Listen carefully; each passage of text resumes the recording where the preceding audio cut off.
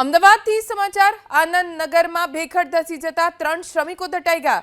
સ્તવન અલ્ટેઝા નામની બિલ્ડિંગમાં બેઝમેન્ટમાં પાણી લીકેજ થતું હોવાથી તેના સમારકામ માટે ખાડો ખોદવામાં આવી રહ્યો હતો। દરમિયાન ભેખડ ધસી પડી અને કામ કરતા 3 શ્રમિકો દટાયા। દુર્ઘટનાના પગલે તાત્કાલિક ફાયર બ્રિગેડને જાણ કરવામાં આવી હતી।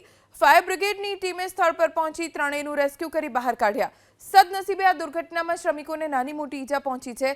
કોઈ જાનહાનિ ન થતા પ્રશાસન અને બિલ્ડિંગના રહીશોએ રાહતનો શ્વાસ લીધો।